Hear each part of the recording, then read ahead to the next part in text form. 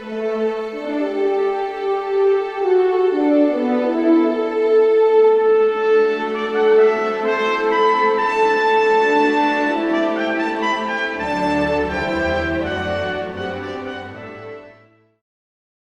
guys, Captain Foley and Commander Calkins are back. Hey guys. This is December, and this is the first show of the new schedule. So if you haven't learned about the new schedule yet, check out the promo on the Trekyards Facebook page and website. It's going to be awesome. You're going to love it. Yeah. So today's the new format, new show. This is the Star Trek Legends series. So just see that, Stuart. Does something happen? Is it? What? It doesn't look. What Where'd is you going go? on? Stuart, I don't know. Having some problems here. Are you still there? Oh, okay. I'm. No. Do you see that? Huh. I guess they wanted us to do this right, eh? But they can hack. Who thought it? Who'd have thunk it? So what are we doing today, Stuart? Then? One of the most legendary ships of Star Trek history, the Bird of Prey. Come on, two. Yeah. Anyway. So let's start off by telling you that there are more Bird of Prey designs than even I knew. You got the.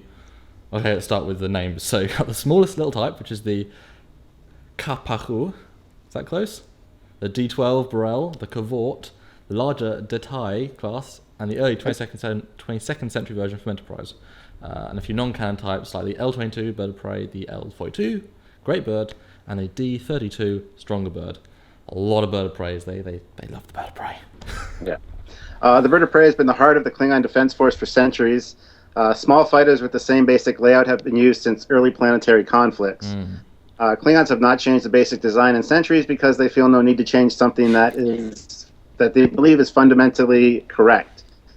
So if it ain't broke, don't fix it. Philosophy. True. So obviously the Bird of Prey is the most versatile ship in the Klingon Empire, obviously, and it has numerous different roles, including a raider, patrol ship, and even a cruiser with the Cavort class. Originally conceived as a Romulan ship for the original screenplay for Star Trek III, it was to have been stolen by Krug and his men, who were in fact renegades and not representing the Klingon Empire. The design and even the color of the ship looks very Romulan, and this never really changed, even to reflect the supposed Klingon design. Perhaps this design was acquired during their allegiance with the Romulans. Into that a little bit later. The Romulan connection is, of course, later disproved in Enterprise when we see an early Bird of Prey, which was long before the Klingon alliance of 2267. But we'll get into your feelings about that later, I think. Feels. Yeah. So the first time we saw a Bird of Prey was in 2153 from NX-01, like you said, by Jonathan Archer. However, the first Bird of Prey with the Federation captain, weird to say that out loud, was obviously James D. Kirk in Star Trek 3 and 4, and that was in 2285. The first Cardassian Bird of Prey was captured by Gul Dukat in 2372. So.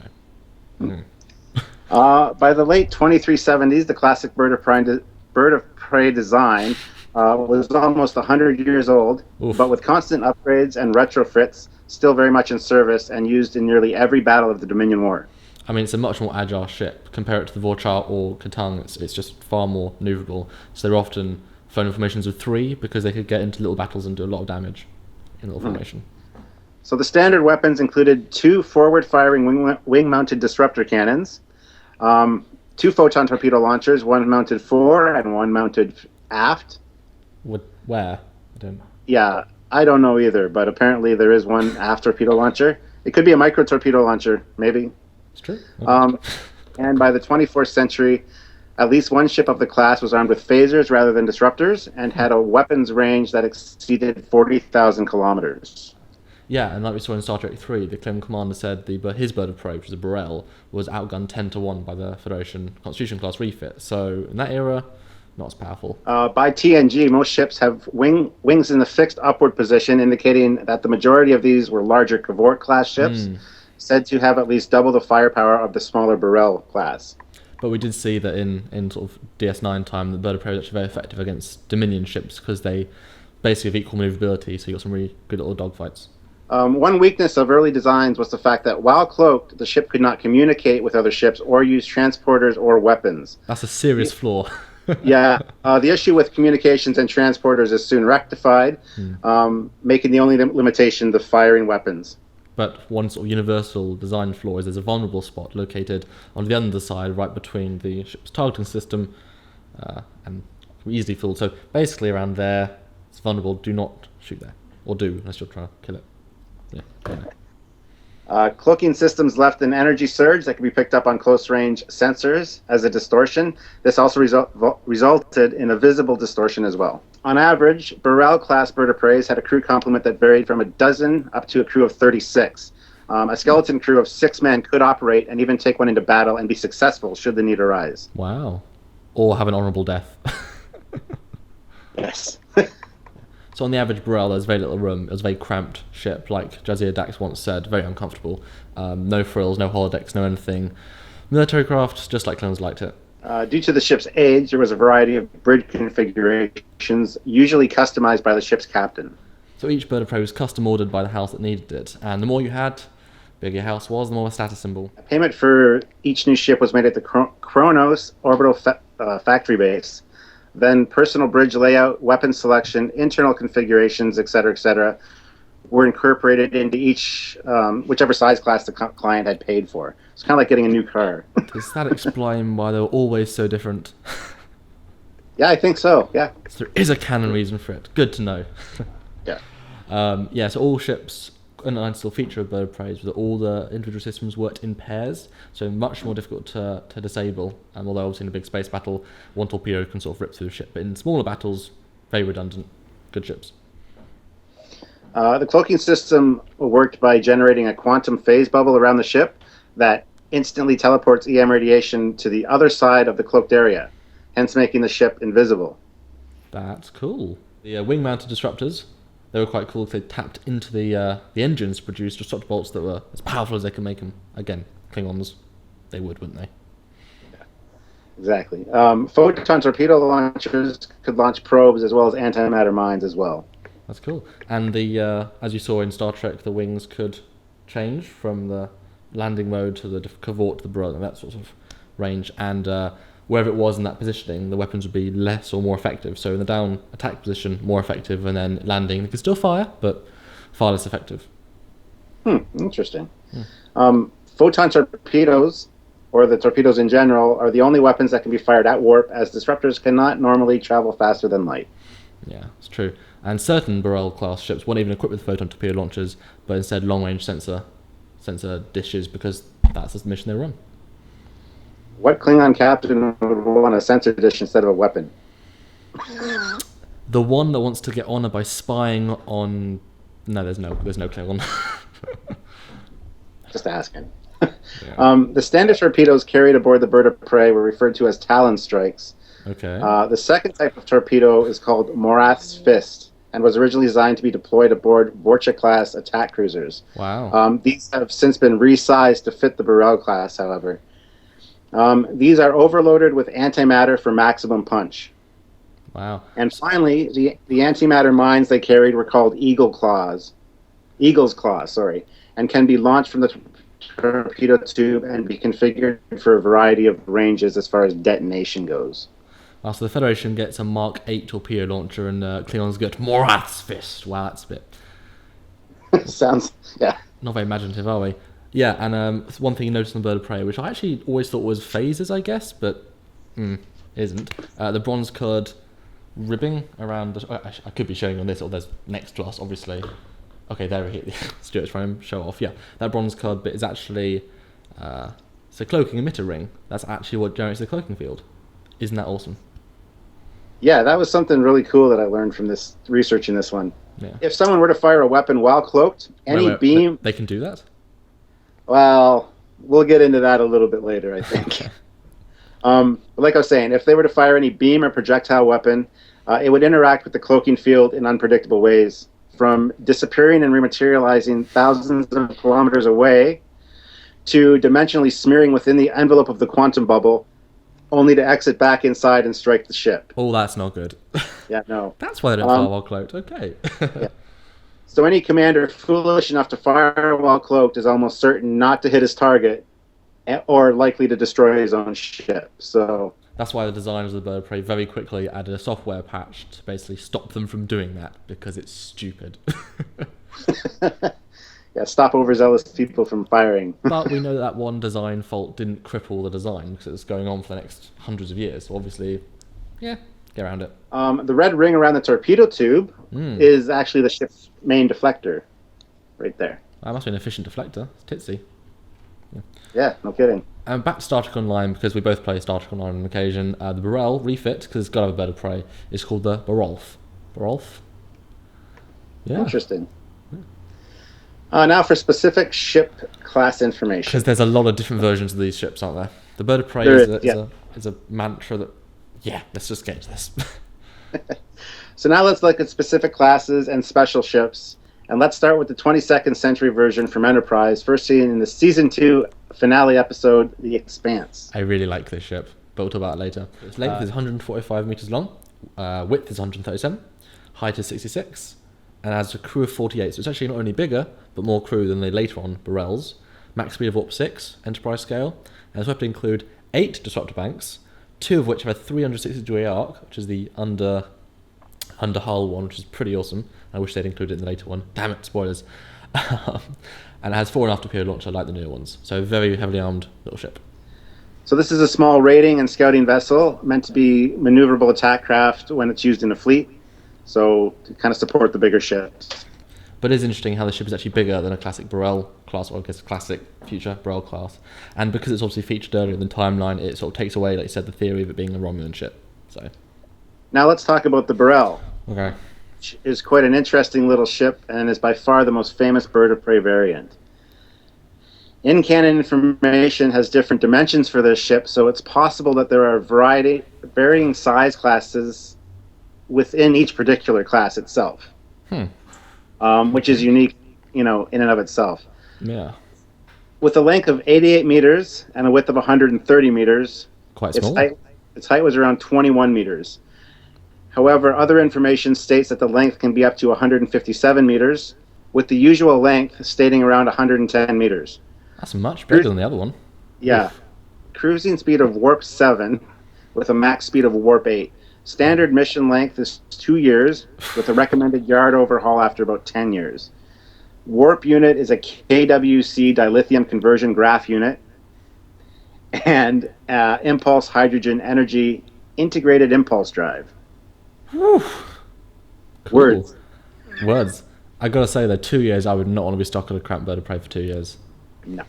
So yeah, with a standard crew of 6 to 12, and in Star Trek 3, we saw that they could carry up to 3 prisoners, although I'm sure more if you really wanted to be unkind to them. There's also a much smaller, 35-meter long Kupak fighter type vessel.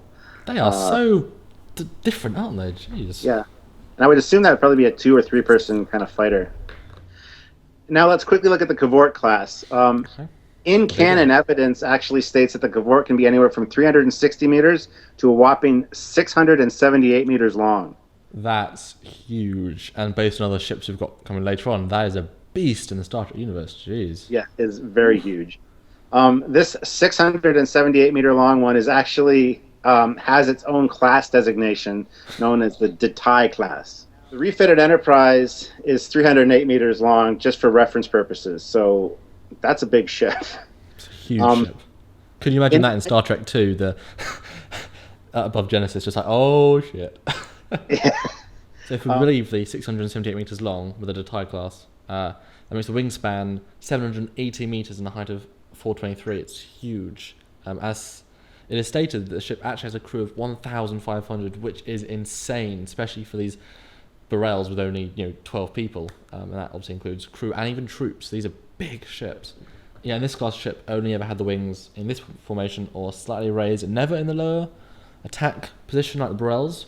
Not really sure why, but we'll discuss it later. Most D-12s were retired from service by 2350s because of faulty plasma coils, which were components of the cloaking system. A low-level ionic pulse could be used to activate the ship's cloaking device, and as such, you could exploit the shields, because there's a 2-second window between cloaking and decloaking where the shields are off. So you can use it as a attack maneuver to destroy them, basically. And in a great episode, Yesterday's Enterprise, in an alternate timeline, the Cavort were referred to as battle cruisers. And obviously, I think we can tell from that episode, were larger than the Prime Universe ones because they were massive. Not really sure why, and that sort of is a lot of the reason why we're so confused with the size. That set a new precedent in the Bird of Prey's ship size. Mm-hmm. And just a little interesting fact about D12s. In 2287, Captain Claw's D12 was the first bird of prey to ever reach the Great Barrier, assuming that actually happened. Well done, Claw. Well done. Okay, so it's now time to make our faster friends happy by looking at some of the non-canon bird of preys. So, there are three we're going to discuss briefly. You've got the K-22 bird of prey, which was a scout class vessel. Now, there were some variations in the measurement for this class, but they're far less exaggerated, and faster sort of helps explain why the bird of prey are so different in size, and it actually makes sense a little bit. The variations are obviously dependent on the hull type and launch dates, and seem to get bigger as time progressed. Kind of makes sense. The first one, like you just said, was the K-22 type, called the Bird of Prey, which is a scout class vessel, also known as the Burrell class. It has a length of 88 to 90 meters, a width of 130 to 133, and a height of 16 to 19 meters. This vessel also has a crew of about 12 to 15. Next up is the D-32, or the Stronger Bird. Cool name. Also known as the Zagava. Zagava class, yeah. Yeah. This is a cruiser class ship, like the Cavort almost, but it's a faster version. It's 110 to 113 meters long. Width is 161 to 165. Height of 21. Has a crew of 93 to 148, depending on launch dates and specific configurations. So that's a nice little cruiser version. Not going crazy yet, but there's a third one. And finally, the L-42, also known as the Great Bird. Yeah. This is a frigate class vessel, which has a length of 164 to 166 meters, width of 242 to 244, and a height of 31 meters that has no variation in this measurement among the different configuration sizes. So this ship has a crew of 172 to 240 people, and it is the only one of the three that cannot land on a planet. So as a result, this is the only one that has the two wing positions, so the attack and the cruising configurations. So I'm quite liking the faster three versions are all realistically sized. I'm quite liking that so far. Mm-hmm. But part of this information tells us actually the red paint or the hull plating at the bottom or feathers are actually adjustable. Each one was an adjustable piece of technology to compensate for air turbulence when flying, but only in obviously the smaller two versions. So that's kind of cool. Didn't know that. Yeah, so like for in-atmosphere flying, they just help with turbulence. All right. Good thinking by Klingons. Yeah, who'd have knew? So apparently the cloaking devices on the small K-22 Bird of Preys were very unreliable at best and confirmed to be capable of driving crew members mad, though Federation medical specialists do not fully understand the cause of this. It's an interesting little FASA fact. Do you have any theories? Because that's a stranger one. It could be that just the cloaking field technology in such a small space, I don't know. I have no theories, really. I like that. You're trying to just techno-babble your way out of it, weren't you? Yes. And one last bit on the faster ships. For the two larger ones, some were equipped with Romulan plasma torpedoes rather than photons. I guess it must have been from their technology transfer, but that's kind of cool. I would have liked to have seen ship flying in and firing all disruptors and then a massive plasma torpedo. That would have been quite cool. That would have been cool. Yeah. And finally, let's take a look at a truly unique bird of prey, as seen in Star Trek VI, The Undiscovered Country. Yes. Cool. I refer, of course, to General Chang's bird of prey prototype that had the ability to fire while cloaked. Very cool.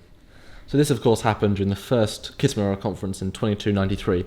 It was never stated if it was a Burrell or Cavort, and because of the long shots, we never really got an exact feel how big the ship was. But in the novelization, it actually was stated that the ship could actually raise shields while cloaked, which is incredible. I mean, this would have been an incredibly powerful ship. However, Chang, and we all know what Chang's like, bit of an arrogant Klingon, so he didn't actually raise shields quick enough, so he got a torpedo to the face instead. It's also meant to be equipped with enhanced sensors and armor plating. The ship was actually commissioned a year prior, in the year 2292. It is believed that they used an active energized surface material built into the torpedo housings to compensate for the quantum distortions caused by the cloaking device. So it could actually pass through the quantum distortion without being affected by it. That's cool. Um, So in essence, it could fire while cloaked because it made torpedoes that could shoot through a cloak. It wasn't that it fixed the problem; it more fixed the weapons, I guess.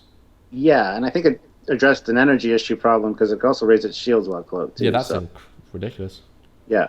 Cool. However, since the prototype was destroyed without Chang making the technology available to the Klingon Defense Force, it is not 100% clear on how these modifications worked, and it was never seen again until the Romulan Remans worked it out for the Scimitar in Nemesis. Although I think because there was a video game called Starfleet Klingon Academy, and Yeah. in that we got to see the story of how Chang became Chang and Gorkon, and there was a civil war just before the events of Star Trek Undiscovered Country. So I guess maybe that's why he didn't share technology, because he was going against Gorkon, he was going against his government. So maybe that's why he didn't share it. But I've got to note one more famous ship which we saw a lot in DS9. It was General Martok's IKS Rotan, which measured at sort of the standard 139 meters long, 210 meters in width, so actually kind of bigger. Height of 42 meters, a crew of 36, 7 decks, warp speed max of 9.6, so a fast one, and it was built at the Decor Core shipyards in 2358. Good job. Thank you. Another interesting fact, which actually leads us into our next segment, is that the Rotaran's bridge appeared in 4 episodes of Deep Space Nine, making it the most seen bird of prey bridge without any changes in Star Trek history. Without any changes, I like that. So now, like we said, we're going to talk about changing bridge designs. So, well, as mentioned earlier, each Klingon house, and within each Klingon house, each commander did in fact pay to have their ships customized, much like we would probably customize a car or probably more likely a house these days. So there are really no 2 bridge configurations that are exactly the same. And during Star Trek 4, Voyage Home, the interior was designed by production designer Jack T. Collis, and was filled with the oil fog and non-toxic substances to get a really thin, smoky veil of the whole thing. Really dramatic. It was even maple scented to make filming easier for all the actors. We go deep with facts here, guys. That's what they want, after all. The same bridge set was used for all the bird of prey from Star Trek 4 all the way through the movies. TNG, as well as Deep Space Nine, and even Enterprise. The only exception, of course, being the first ever bird of prey bridge from Star Trek 3, which was set in the year 2285. The bridge was very bright with blue and pink lighting, and with the captain's chair being on a raised pedestal in a position in the middle of the bridge. This is actually my personal favorite bird of prey bridge design. Unfortunately, the set was destroyed after filming was completed, so they couldn't reuse it. That is quite a weird bridge design. I'm not sure it's as practical, and as lots of reviewers have said, one big shake and the guy falls off, so I'm not sure it's totally practical, but... Yeah, that's true too, yeah, but... Still kind of cool. So like you said, since the set was destroyed after filming, they in fact need to build a brand new bridge for Star Trek 4, which is why you think, why is it 100% different? This is why there's a difference in design. In universe, we can chalk this up to the Vulcans reconfiguring the bridge module for the crew, because I mean this wasn't really going to work for the standard bridge crew, but who knows the actual in-universe reason. And obviously this bridge, while modified, was the main set piece used for every bridge after.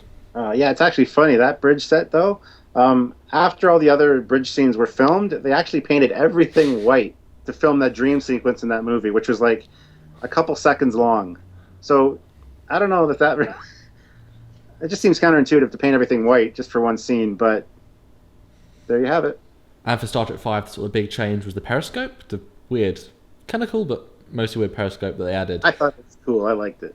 Yeah, and this was to help in targeting system, and it was removed for most of the later Bird of Prey, but you could still see it in some of the ceiling, or in this, up there in some of the sets. I think the Jura Sisters one in Generations, it was still there on the set, and also the doorway at the back was made a lot bigger and primarily open for most of the later versions. So cool.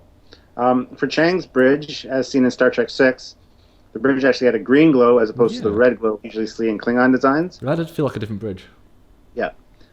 Several other slight changes were seen over the TNG and DS9 run, in a very good use of one set made to look like multiple ships. Yeah, one of the big changes was actually added a few more meters to the front of the set to give the actors more room to walk and fight in some scenes. That was sort of a big change. It gave a lot more depth in filming. And if you want to see the bridge in full glory, you should check out Star Trek Klingon, because it's a great little first-person adventure. You can check on YouTube, and there's a great few scenes just from a Klingon point of view in a bird of prey. It looks really cool, so check that out. Cool. Klingon Academy? No, Klingon. It's just called Klingon. Oh, okay, Yeah. cool. It's a CD adventure. There was Star Trek Borg and Star Trek Klingon. Klingon is a holodeck adventure where Garon takes you around and you're part of a house. It's really, really cool. Like, really cool. Neat. Yeah. And even as all the famous Klingons come back in different makeup and play different characters, including Seska, who's a Klingon now for some reason. I don't know. So let's go on to behind the scenes then. The original Bird of Prey model was designed by Nilo Rodis and David Carson, and was built by Bill George.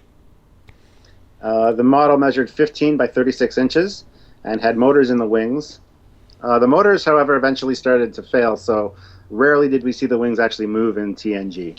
That's cool. And despite being called a bird of prey, when the ship in attack mode looked a bit more like a Canadian goose in a fight, and obviously not a predator bird. And yes, that was written by Stuart, not me. I'm from England. I don't know what Canadian. Well, we're gonna have a picture beside us of Canadian geese in flight with the wings down and up. And you can tell it looks exactly like a bird of prey. So I'm just saying. Bird of prey goose, yeah. Yeah. 2 full-scale mock-ups were built for Star Trek 4, those being the bridge module for the water shots and the landing strut assembly for while they were on Vulcan. So we saw in Star Trek 5 a really nice close-up of the turret, and that was built specially for the film, and that was later sold at the Star Trek Christie's auction, estimated for around 3,500 to be sold at. Actually sold for 7,000. It's a cool piece of Star Trek history, that. Yeah. The Bird of Prey model, actually, at the same auction, was listed for an estimated price between $8,000 to $12,000, but sold for $260,000. That is awesome. Yeah.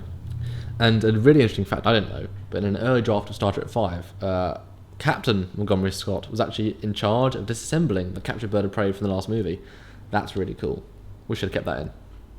Yeah, definitely. Also interesting is the fact that during the Deep Space Nine Dominion battle scenes, they actually used Hallmark Bird of Prey Christmas ornaments that they could explode, so they didn't damage the actual large-scale models. And I actually have one of the Hallmark Bird of Preys here. Little Christmas ornament, got the little thing to hang it. And you plug it into your Christmas lights, and the torpedo tube lights up, and so does a little light here. So it's very cool that this was accurate enough that they used it on screen. Probably a little bit of repainting and weathering, but that's very cool. So sort of a more modern turn of events with Bird of Prey. For Star Trek Into Darkness, which we sort of saw Bird of Prey, there was an original, much more prime-like Bird of Prey designed by Pierre Drolet, and it was designed for the Kronos chase scene. It's an impressive, great design, which is far closer, and yet still has a JJ aesthetic, and I would love to have seen it on screen. But he rejected it, went for something not Star Trek, really. Yeah. Yeah, well, next is evolution of design, so it's a good place to lead into that. Well, I think that last design is really perfect and would have been great, but of course GJ made the mistake of rejecting the design and going with something that, like you said, doesn't look very Star Trek. So, but anyway, we're on to it would have been a great reference, actually. That D7s or whatever in the last movie would have had great to have a real Bird of Prey-like ship in this one. It would have been nice, but well. So in terms of design, let's start from the beginning, the Enterprise version, which I love, like I said. It's a far more bulky version, feeling far less refined, a pure gunboat in space. I mean, the amount of weapons that has is ridiculous. It's armed to the teeth and looks really mean. But I do love this design. I think it is one of my favourite Trek designs because it's taking one of the most classic, iconic ships of Trek history and then not only, just altering it in such a cool way. I don't even know why I like it so much, but I do. It's really cool. I want one, and I'm getting one soon with a Star Trek collection.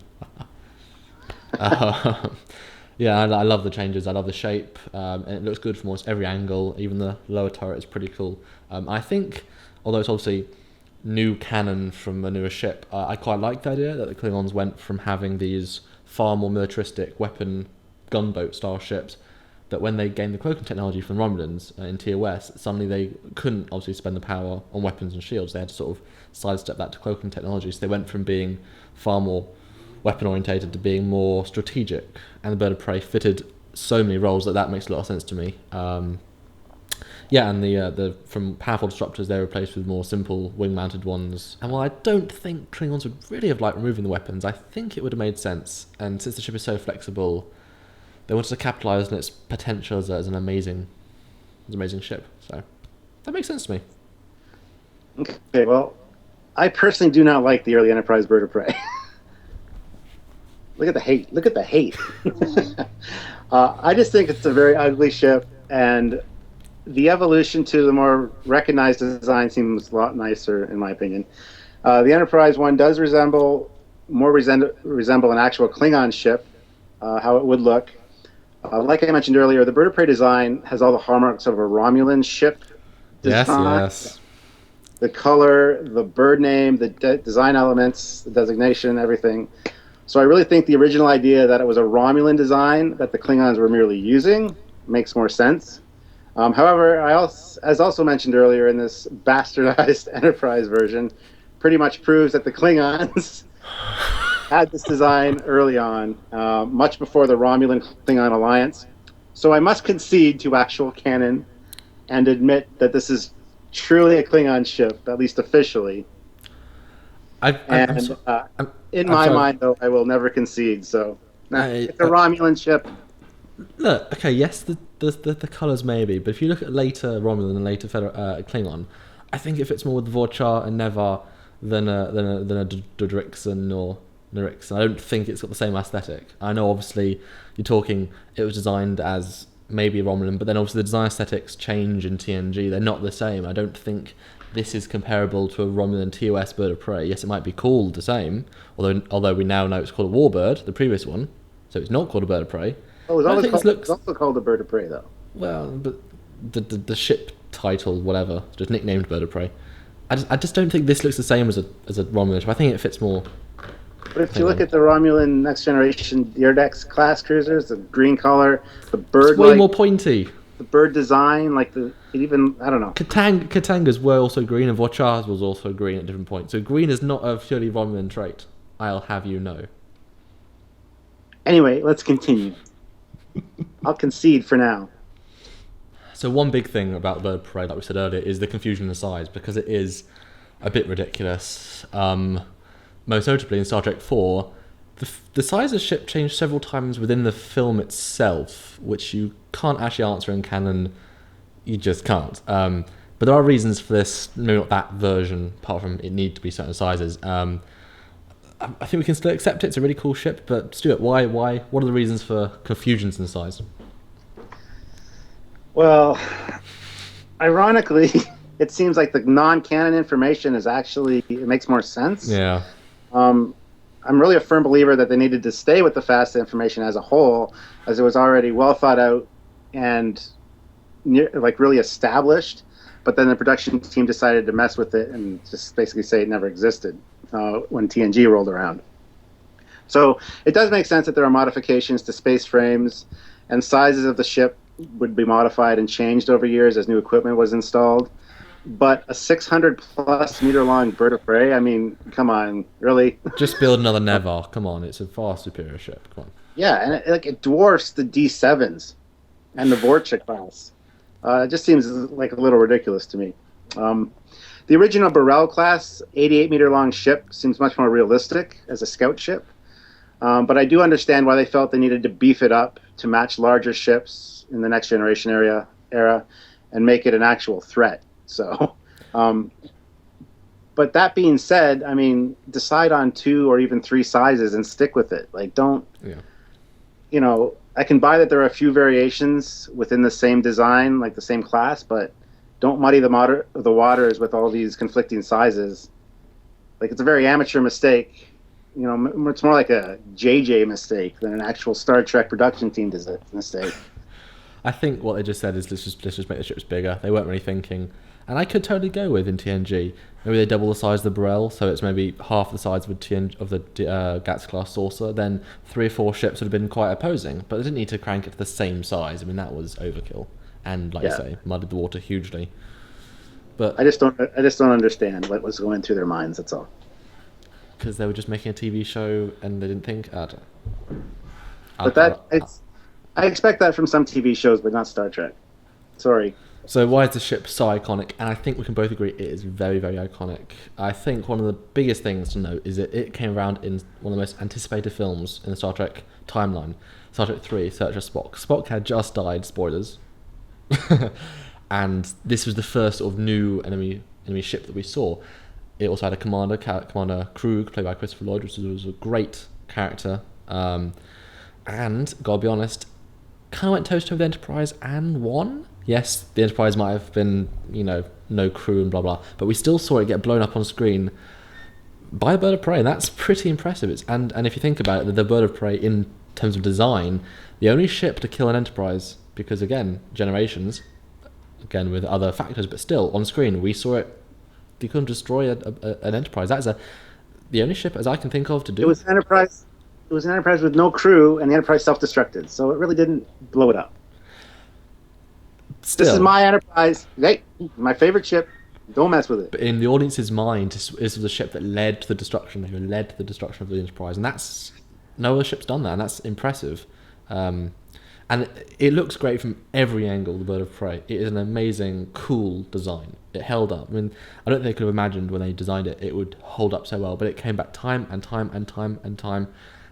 again. A bit too much near the end, but really cool. I mean, it's got awesome weapons. It's got very distinct torpedoes. It's got the whole wing formation thing. It's excellent, and it came back because the audience wanted to see it back, and that's the point.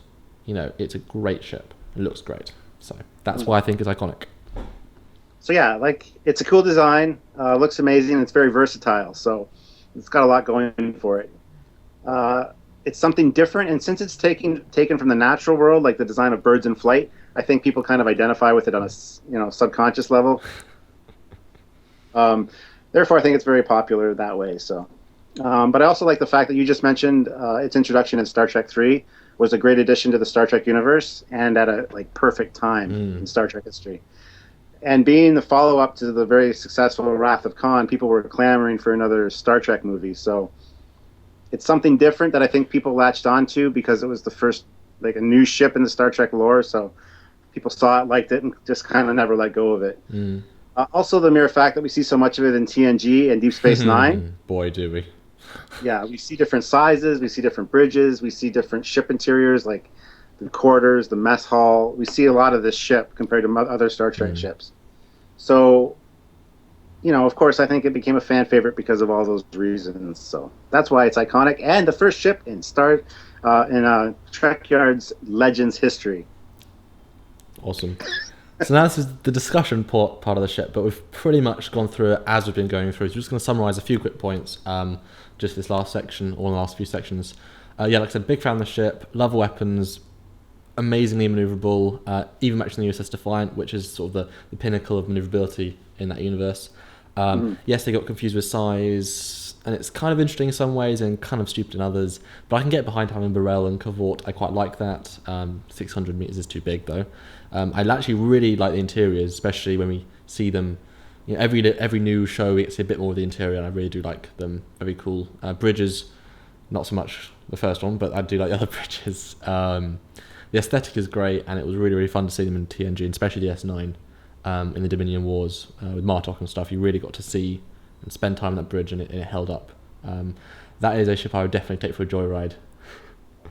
And then I'd cloak and then just bugger off. Yeah. Your famous joyride. It'd be cool. Okay.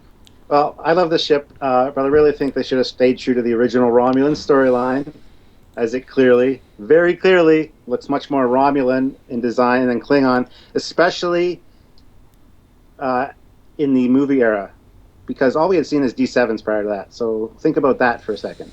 Anyway, it just confuses me so much that they totally scrapped the Romulan connection by making the early version of it in Enterprise. I can see why they did it. Pulp culture, new show. We have to include it in some form. And it was cool. I kind of get that.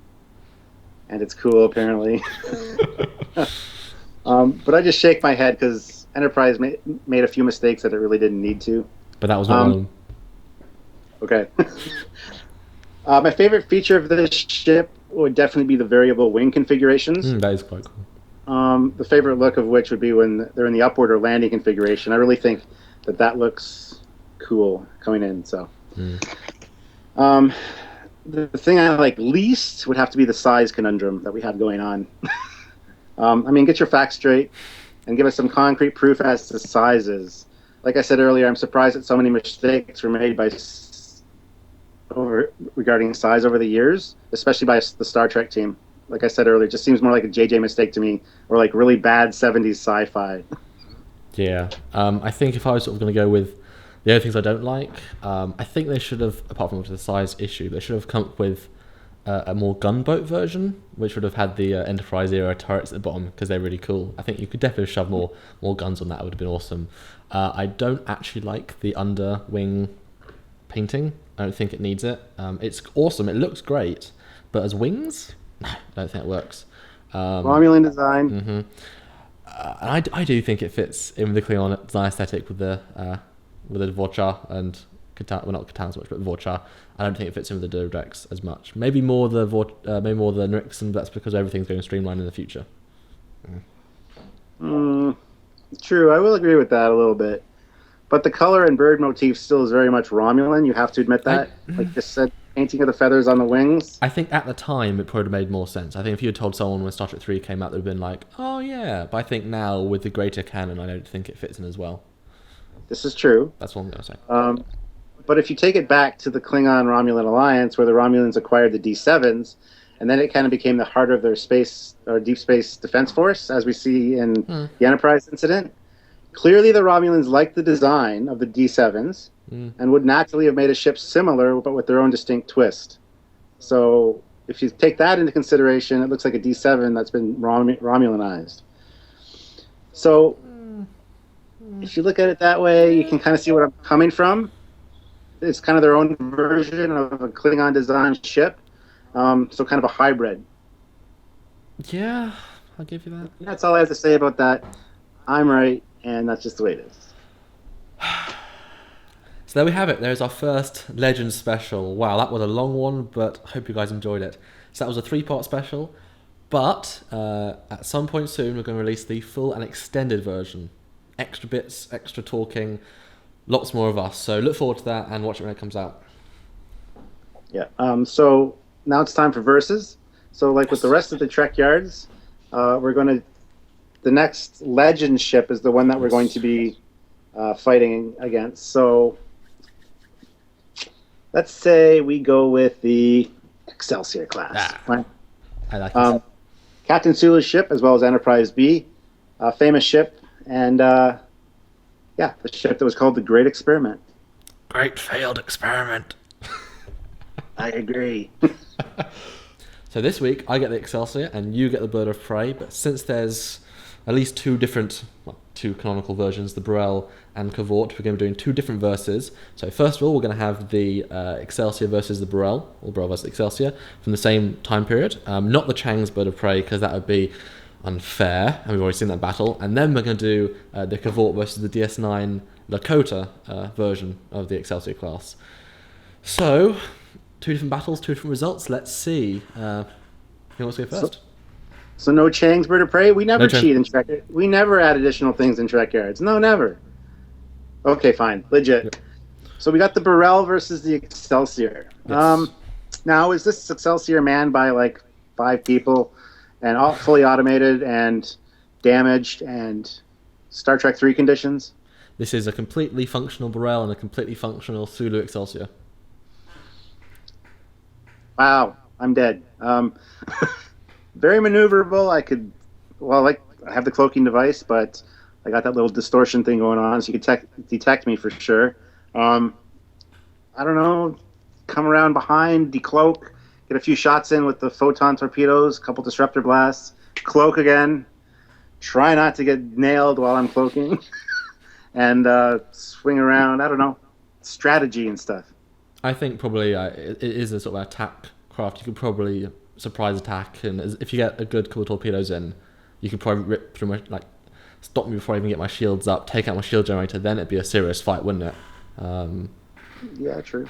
But I think I'm a heavy cruiser. I am a heavy cruiser. For the era, very, very powerful. I mean, I'm stronger than the Constitution class. You know, it's a powerful ship. So Fire some phasers, fire some torpedoes, powerful shields. You probably had dodged quite a lot of my phasers. Definitely dodged a few torpedoes. Unless I use the exhaust pipe trick, then you're screwed. Yeah, like I said, I'm pretty much screwed. So I agree with that. Excelsior! Yeah, I think in my death blows though, or death throws, I would probably warp into you and just kind of take you out. You'd Picard maneuver, suicide Picard maneuver. Yeah, exactly. Oh god, watch out for that. And then Cavort versus Lakota, yeah. Yeah. So this is the latest DS9 class Cavort, built for war, designed to fight the Dominion. Shall I start this one? Yeah, go ahead. So Lakota, as we knew from the episode, is just sort of not a one-off, but it was especially modified. It showed the full potential of the Excelsior class at late DS9, equipped with the latest phasers, latest torpedoes, extra hull armor, and even the Defiant, we're not trying to destroy it, but trying to disable it, had a very tough time going through its shields. So it's a powerful ship. I could, again, same issues with the last ship, although you're a lot bigger this time, around about the same size, give or take, so I could probably hit you a lot more, but your shield's a lot more powerful. I'm sure in those days, because I don't think we really saw in DS9 the cloak being a huge problem in terms of the detectability. I think your cloak was at that time pretty much, not see-through at all, so therefore you'd be a great surprise attack. But I think once you attacked me, my shields would definitely hold. Fire some torpedoes, quantums I think at this point. I think it'd be quite a long battle. I think we're quite well matched. I'm just rambling now, but yeah. Now, do I have the 678-foot to tie class, the biggest one? Do you want that one? Should I give you the 600? Is that fairer? Well, no, because I honestly think that the Cavort would be a match for the Excelsior, very equally matched. I, of course, do have the element of surprise with the cloaking device, so a little bit of strategy, and I don't know, I think I could deal you some serious damage at least. I think I've got shields and hull plating, special hull armor. I think I will be able to take it. I think you'd definitely be able to do some damage, but I don't know if you'd be able to rip through it so much. No, I don't know. This is a tough one. Like I said, these are pretty equally matched. It's not like we have a size difference from the 88-meter long Burrell to the Excelsior. These are pretty much the same class ship. So a big thing about Klingon ships, I sort of feel, is that they work in packs almost. You never normally see a single, in terms of the Klingon KDF, actually flying out as a one ship. You always see squadrons, or at least a Vorchar with several supports. So I think in that sort of situation, you might even have 3 of those ships, and that would be some serious, But one-on-one, yeah, I don't know. Well, like one-on-one, I mean, I'm a Romulan design, so I have a plasma torpedo. So the plasma torpedo will definitely knock you out pretty well. Yeah, and stuff. Well, remember, I have quantums. 1 quantum torpedo. Ooh, that's going to hurt. This is true. Yeah, I don't know how to call this one. Are you quick enough to avoid it? I don't know. Well, I am a captain after all. You're just a commander, so... Should we call it one a draw then? Yeah, let's call it a draw. Why not? Okay. Pretty good then. Cool. All right, well, guys, thank you for watching Trekyards Legends. Sitting hope through you guys it all. Enjoyed it.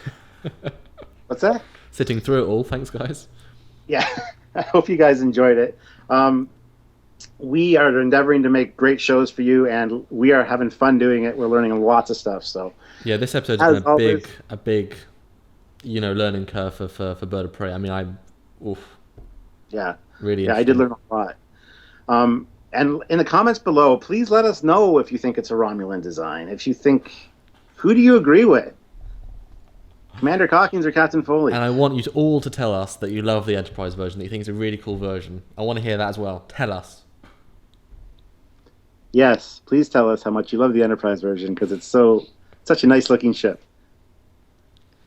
Anyway, as always, check out the Trekyards.com website, Facebook page, Twitter account. There's lots of stuff always going on, new announcements, and we have a show every Saturday now, so lots of cool stuff. So stay tuned. It's a bright time, all right. and yeah, you're gonna love this the whole month and coming. Yeah.